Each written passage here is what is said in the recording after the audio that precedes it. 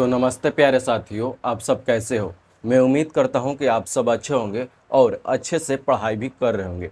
तो इस वाली वीडियो में आज की इस लेक्चर में हम लोग करने वाले फिजिक्स के चैप्टर नंबर 1 का सब्जेक्टिव क्वेश्चन, जितना भी इम्पोर्टेंट क्वेश्चन है उसको आज हम लोग देखने वाले हैं। जो यहाँ पर वो क्वेश्चन होंगे जो कई वर्षों से पूछते आ रहा है और पिछले वर्ष आपके बोर्ड एग्जाम में पूछा गया है। तो इस वीडियो को स्किप नहीं कीजिएगा, पूरा फुल वॉच कीजिएगा और फुल वॉच करने के बाद आपको रिस्पांस मिलेगा कि किस प्रकार से आपका जो है यहाँ पर रिवीजन होने वाला है और फ़ायदा होने वाला है। ठीक है, तो चलिए आज के इस सेशन को स्टार्ट करते हैं और स्टार्ट करने के सबसे पहले एक क्वेश्चन हम लोग देख लेते हैं। देखिए, सबसे पहला नंबर क्वेश्चन से स्टार्ट करते हैं। सबसे पहला नंबर क्वेश्चन क्या बोल रहा है, आप लोग बताइएगा। अवतल दर्पण और उत्तल दर्पण में अंतर लिखे। सॉरी, अंतर नहीं था, उपयोग था। अंतर भी है और उपयोग भी है। तो सबसे पहले हम लोग उपयोग देख लेते हैं। उपयोग लिखें। देखिए, सबसे पहला नंबर आपका बोर्ड एग्जाम में पूछा गया था क्वेश्चन।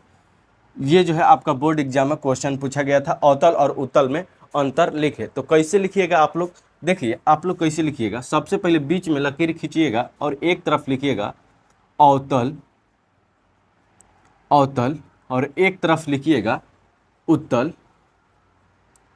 आप लोग सबसे पहले कॉपी पर इस प्रकार से आप लोग दे दीजिए। अरे यार, देखिए सबसे पहले आप लोग कॉपी पर इस प्रकार से दे दीजिए। यहाँ पर क्या है, यहाँ पर आप लोग इस प्रकार से दे दीजिए। दे दिए, तो चलिए यहाँ पर हम लोग क्या देखेंगे। सबसे पहले हम लोग देखेंगे क्या यहाँ पर इसका अंतर। इस प्रकार से आप लोग कॉपी पर लिख लिए होंगे, हमें उम्मीद है। देखिए सबसे पहला नंबर क्या है, देखिए यहाँ पर चुट्टी बोर्ड पर बहुत ही आ रहा है। देखिए सबसे पहला नंबर है अवतल दर्पण का उपयोग कहाँ किया जाता है। आप लोग इमेजिन कीजिए, सोचिए अवतल दर्पण में कहाँ किया जाता है। तो सबसे पहला लिखेंगे हजामत बनाने में। क्या है, हजामत, हजामत, हजामत बनाने में, नाने में। हजामत बनाने में क्या होता है, अवतल दर्पण का उपयोग किया जाता है। और उत्तल दर्पण का उपयोग कहाँ किया जाता है। उत्तल दर्पण का लिखिएगा कहाँ पर, इसका साइड मिरर में। कहाँ पर, गाड़ियों के साइड मिरर में। तो लिखिएगा गाड़ी के साइड मिरर में, साइड मिरर में, साइड मिरर में। क्या है, गाड़ियों के साइड मिरर में। और इसमें लिखिएगा हजामत बनाने में। सबसे पहले इतना आप लोग लिखिए। लिख लिए, तो चलिए आगे बढ़ते हैं। यहाँ पर अब लिखेंगे इसमें दूसरा नंबर। दूसरा नंबर आप लोग क्या लिख सकते हैं, गाड़ियों के हेडलाइट में। इसका उपयोग गाड़ियों के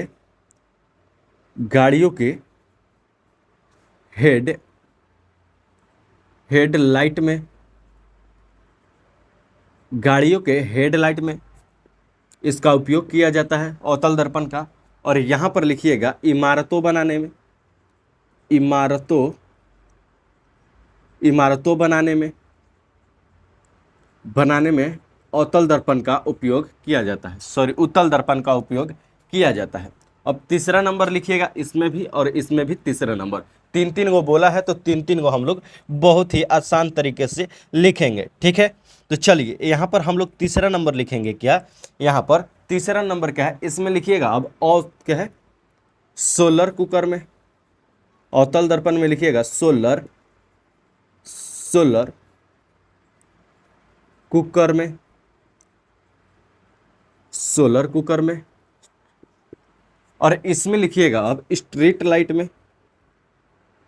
क्या है, स्ट्रीट लाइट में। स्ट्रीट लाइट में अवतल दर्पण उत्तल दर्पण का उपयोग किया जाता है। देखिए हम लोग तीन तीन को इसका जो है उदाहरण दे दिए, यहाँ पर इसका उपयोग लिख दिए। देखिए सबसे पहला नंबर क्या लिखें, यहाँ पर हजामत बनाने में अवतल दर्पण में लिखें। और गाड़ियों के साइड मिरर में उत्तल दर्पण का उपयोग किया जाता है।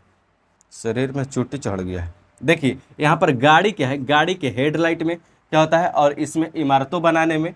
और यहाँ पर सोलर कुकर में इसका उपयोग किया जाता है। और इसका जो है यहाँ पर सर्च लाइट में कहाँ उपयोग किया जाता है। चलिए अब नेक्स्ट क्वेश्चन हम लोग देखेंगे। यहाँ पर नेक्स्ट क्वेश्चन लिखेंगे। सबसे पहले इसको फटाफट से आप लोग उतार लीजिए। अब नेक्स्ट क्वेश्चन इसको हम लोग उतारते हैं। देखिए नेक्स्ट क्वेश्चन है, गोलीय दर्पण आपका बोर्ड एग्जाम में पूछा गया है, गोलीय दर्पण कितने प्रकार के होते हैं। अगर नहीं विश्वास है तो आप जाइए क्वेश्चन बैंक उलटिए, आपका जो है क्वेश्चन बैंक में पूछा गया है। गोलीय दर्पण क्या है, गोलीय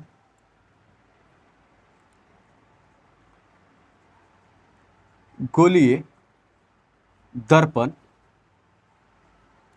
गोलीय दर्पण कितने प्रकार के, कितने प्रकार के होते हैं, ये आपका बोर्ड एग्जाम में पूछा गया है। कहाँ पूछा गया है, बोर्ड एग्जाम में पूछा गया है, और यहाँ पर यकीन है कि 2027 में पूछेगा।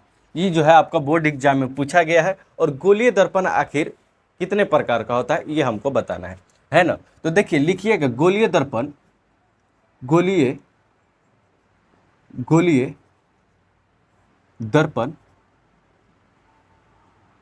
गोलीय दर्पण दो प्रकार के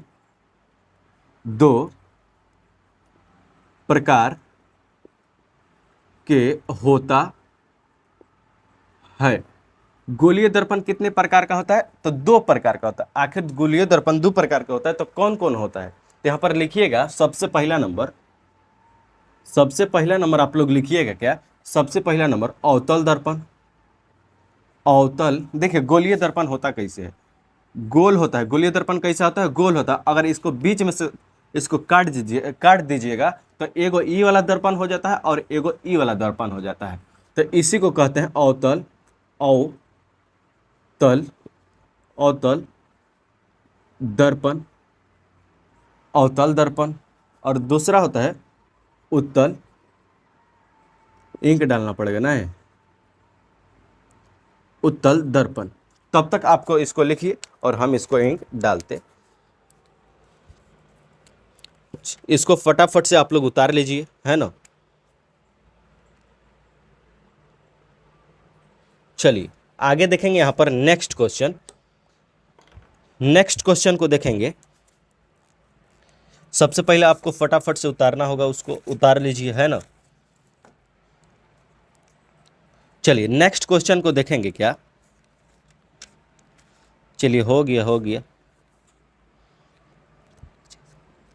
चलिए नेक्स्ट क्वेश्चन को देखेंगे। नेक्स्ट क्वेश्चन,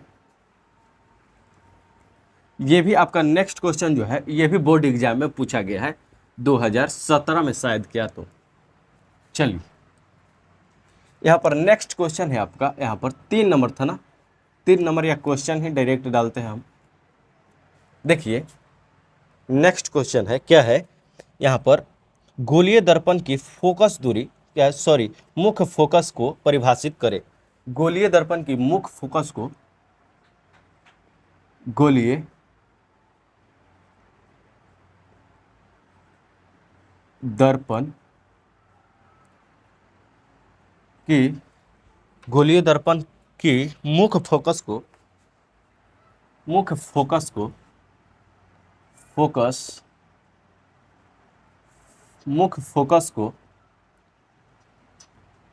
मुख्य नहीं लिखे, फोकस को यहाँ पर लिख लीजिएगा, मुख्य फोकस को परिभाषित करें।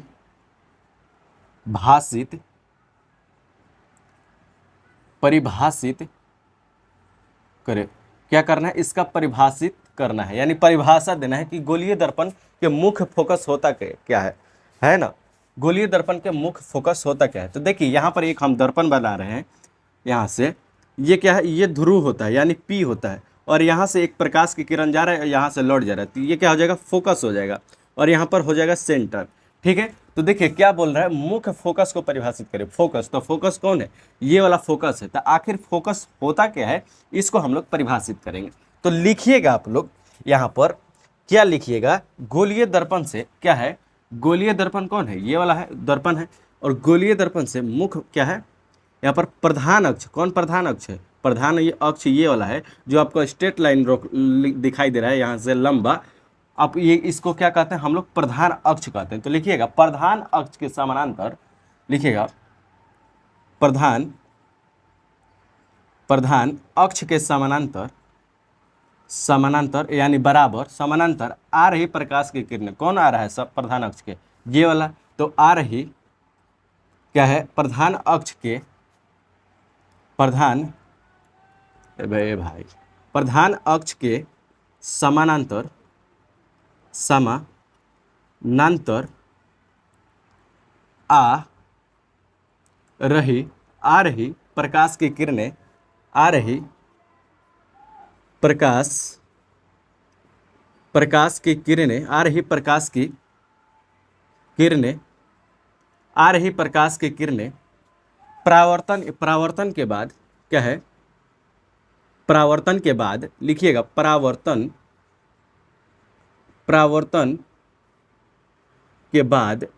के बाद क्या है, परावर्तन के बाद यहाँ पर परावर्तन के बाद मुख्य फोकस से गुजरता है, क्या लिखिएगा, मुख्य फोकस से गुजरता है। तो यहाँ पर लिखिएगा परावर्तन के बाद प्रधान अक्ष के जिस बिंदु पर मिलता है, प्रधान अक्ष कौन है, ये वाला है प्रधान अक्ष, तो प्रधान अक्ष के जिस बिंदु पर मिलता है, तो कौन से बिंदु पर, ये बिंदु पर मिल रहा है, तो प्रधान अक्ष के प्रधान अक्ष के जिस बिंदु पर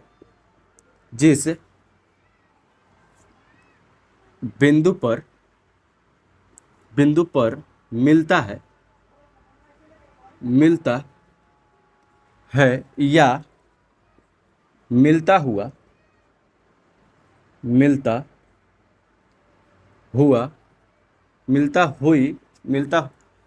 मिलता हुआ प्रतीत होता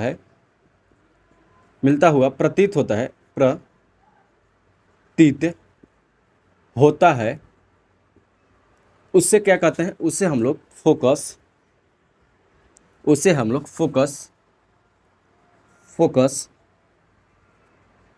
मुख्य फोकस कहते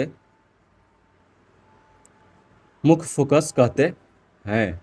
तो यहाँ पर आप लोग इसका डिफिनेशन लिखिएगा, क्या यहाँ पर हमने बताया डिफिनेशन, क्या है डिफिनेशन, गोलीय दर्पण के मुख्य फोकस को परिभाषित करना है। सबसे पहले आपको इस डायग्राम को समझना है और डायग्राम को समझने के बाद तब परिभाषा देना है। देखिए ये कौन सा दर्पण, तो अवतल दर्पण है, अवतल दर्पण है, कौन सा दर्पण है, तो अवतल दर्पण है, और अवतल दर्पण है तो यहाँ पर क्या हो रहा है, प्रधान अक्ष कौन है, ये वाला प्रधान अक्ष है और इसके समानांतर किरण जा रहा है, और यहाँ से जब टकराएगा दर्पण से तो क्या लौट जाएगा अपने ही माध्यम में, तो लौट जाएगा, तो प्रधान अक्ष के किसी बिंदु पर क्या होगा, टकराएगा, तो टकराएगा तो वहाँ पर बिंदु बनाएगा, और उसी बिंदु को हम लोग कहते हैं फोकस दूरी, क्या कहते हैं, फोकस दूरी कहते हैं। तो इसका फोकस दूरी का हम लोग परिभाषित कर दिए। बोलिए आपको इतना तक समझ में आया कि नहीं? अगर आ गया है तो हम लोग नेक्स्ट क्वेश्चन लिखेंगे। यहाँ पर नेक्स्ट क्वेश्चन क्या है, ये भी आपका 2000 कितना में तो पूछा गया है, आपका ये भी क्वेश्चन पूछा गया है। चलिए नेक्स्ट क्वेश्चन क्या है, ये भी आपका बोर्ड एग्जाम में पूछा गया है। नेक्स्ट क्वेश्चन लिखिएगा, आवर्धन क्या है, आवर्धन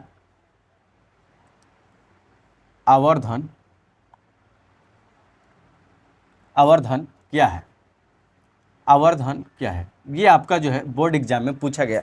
देखिए आवर्धन किससे कहते हैं, देखिए प्रतिबिंब की ऊंचाई, लिखिएगा प्रतिबिंब की ऊंचाई और वस्तुओं की ऊंचाई के अनुपात को क्या कहते हैं। इसका देखिए h1 बराबर h होता है, तो देखिए इसको कहते हैं हम लोग प्रतिबिंब की ऊंचाई। क्या होता है, प्रतिबिंब, ये होता है प्रतिबिंब की ऊंचाई, और h वाला जो होता है ये होता है वस्तु की ऊंचाई, वस्तु की ऊंचाई। जब आप लोग सिद्ध करिएगा, क्या करिएगा सिद्ध, यहाँ पर एक बटे में एफ, क्या है, एक बटे में एफ बराबर एक बटे में यू प्लस में एक बटे में भी आपको सिद्ध करना होगा, तो उसमें आपको प्रतिबिंब लेना होगा, यहाँ पर वस्तु लेना होगा जिसका क्या बनेगा, प्रतिबिंब बनाना होगा, क्या बनाना होगा, प्रतिबिंब बनाना होगा। यहाँ पर डिनोट किससे करिएगा, तो h1 और h से डिनोट करिएगा, है ना, तो h1 और h से डिनोट करिएगा तो आप लोगों को इसी से आवर्धन प्राप्त होता है। तो आवर्धन लिखिएगा आप लोग, यहाँ पर आवर्धन लिखिएगा कि वस्तु की ऊंचाई, लिखिएगा वस्तु की ऊंचाई, वस्तु की ऊंचाई और प्रतिबिंब की ऊंचाई प्रति प्रति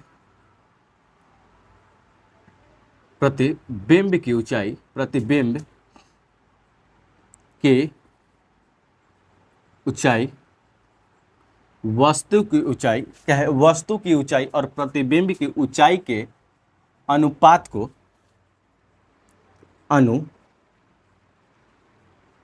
को अनुपात को आवर्धन आवर्धन कहते हैं। क्या कहते हैं? आवर्धन किसे कहते हैं? वस्तु की ऊंचाई और प्रतिबिंब की ऊंचाई के अनुपात को हम लोग आवर्धन कहते हैं। जैसे उदाहरण में लिखिएगा, उदाहरण में नहीं, इसका m बराबर, इसे m से डिनोट करते हैं, इसे v बराबर u भी लिखा जाता है। तो क्या लिखेगा? v बराबर u या u बराबर v लिखिएगा। u बराबर, ई बराबर बोल रहे हैं, u बटे में v होता है इसका। ये आपका ऑब्जेक्टिव क्वेश्चन भी बनता है। क्या है? ये जो है आपका ऑब्जेक्टिव क्वेश्चन में भी पूछा जाता है कि m बराबर v बटे में u होता है। क्या होता है? m बराबर v बटे में u होता है। ये आपको गलत लिख दिया है यार, v बटे में u होता है। चलिए अब आगे देखेंगे। यहाँ पर जहाँ करके लिख लीजिएगा आप लोग। यहाँ पर ये जो है प्रतिबिंब की ऊंचाई है और यह जो है वस्तु की ऊंचाई है। ठीक है, तो अब नेक्स्ट क्वेश्चन देखेंगे। अब नेक्स्ट क्वेश्चन है और लास्ट क्वेश्चन, इस चैप्टर का लास्ट क्वेश्चन। नेक्स्ट क्वेश्चन लिखिएगा कि गोलीय दर्पण किसे कहते हैं? गोलीय दर्पण, गोलीय लिखिएगा, गोलीय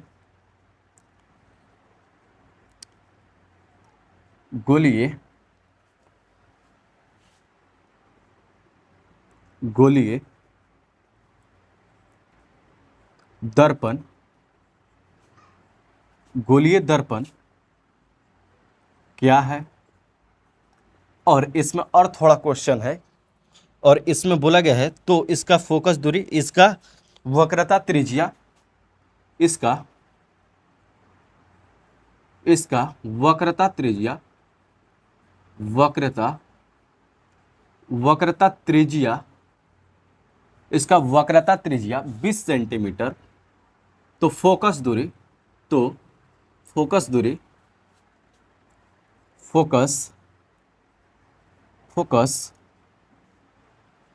दूरी ज्ञात कीजिए। क्या करना है? ज्ञात करें। क्या है? गोलीय दर्पण आखिर कहते किसे? इसमें दो को क्वेश्चन है। एक तो है कौन सा? गोलीय दर्पण क्या है, और एक है वक्रता त्रिज्या 20 सेंटीमीटर। तो फोकस दूरी ज्ञात कीजिए। आप लोग पढ़े होंगे F बराबर R/2 होता है यहाँ पर इसका फार्मूला। तो उसी फार्मूला पर हम लोग क्या करेंगे, इसको उसी फार्मूला पर हम लोग यहाँ पर बैठाएंगे। तो देखिए आप लोग इस क्वेश्चन का आंसर कैसे दीजिएगा। अब इसका आंसर हम लोग लिखने वाले हैं। सबसे पहले आपको क्वेश्चन उतार लेना चाहिए। उतार लीजिए सबसे पहले क्वेश्चन, तब हम लोग इस पर चर्चा करेंगे। चलिए यहाँ पर हम लोग देखते हैं। अब उतार लिए, तो अब हम लोग देखेंगे यहाँ पर कि गोलीय दर्पण होता क्या है। यहाँ पर गोलीय दर्पण होता क्या है, गोलीय दर्पण को किस प्रकार से परिभाषित करते हैं, लिखिएगा। इसमें इसका आंसर लिखिएगा यहाँ पर गोलीय दर्पण का कि क्या है। गोलीय दर्पण में लिखिएगा, गोलीय दर्पण में ऐसा दर्पण जिसका, लिखिएगा इसमें ऐसा दर्पण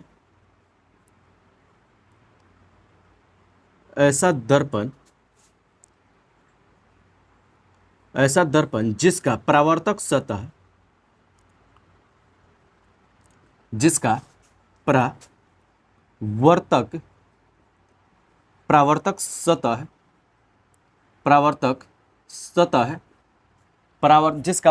सतह एक खोखले गोले,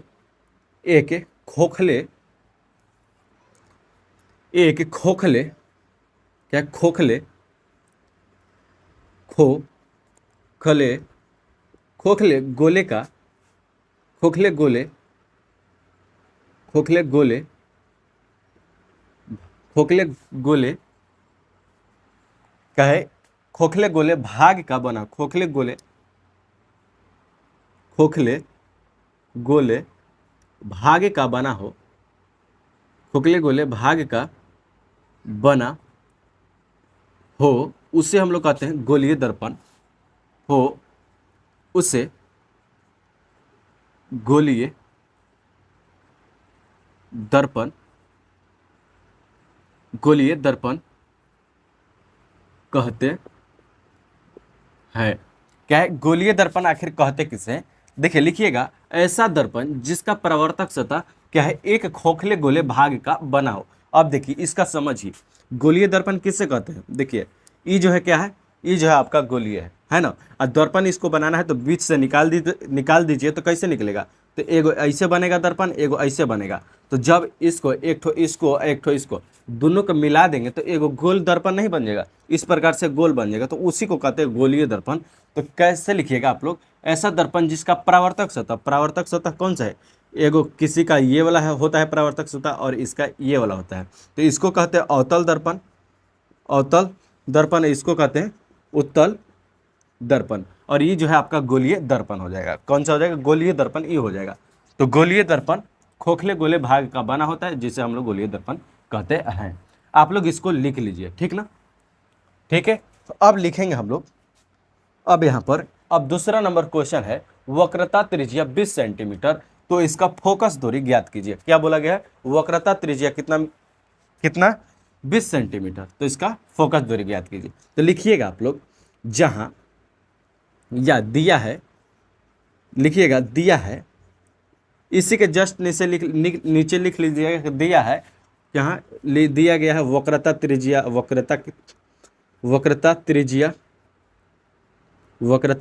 20 सेंटीमीटर। तो यहाँ पर लिखिएगा फोकस दूरी ज्ञात कीजिए। फोकस बराबर वाट, क्या लगाइएगा? फोकस बराबर वाट। तो यहाँ पर हम लोग फार्मूला पढ़े हुए हैं कि F बराबर R/2, F बराबर R/2। तो हमको क्या निकालना है? यहाँ पर तो फोकस निकालना है, और वक्रता त्रिज्या 20 सेंटीमीटर तो देवे किया है। यहाँ पर लगाइएगा F बराबर R, क्या है? वक्रता त्रिज्या यानी R कितना दिया गया है, यहाँ पर R लिख सकते हैं। यार कितना दिया गया है? तो 20 सेंटीमीटर, तो 20 लिखिएगा, और बटे में 2 है तो बटे में 2 कटेगा तो कितना आएगा? तो F बराबर कितना आएगा? 10 सेंटीमीटर आएगा। 10 सेंटीमीटर इसका आंसर आएगा। बोलिए आपको इतना तक आपको समझ में आया कि नहीं? इसका चैप्टर का इस सब जितना भी सब्जेक्टिव था समाप्त हो गया। अब केवल जो है यहाँ पर दीर्घ उत्तरीय क्वेश्चन बच गया है, तो उसको नेक्स्ट वाली वीडियो में हम लोग दीर्घ क्वेश्चन देखेंगे। ठीक है, तो अगर वीडियो पसंद आया है तो अगर आपको लाइक करना है तो लाइक कर दीजिए, और चैनल को जो है सब्सक्राइब कर दीजिए।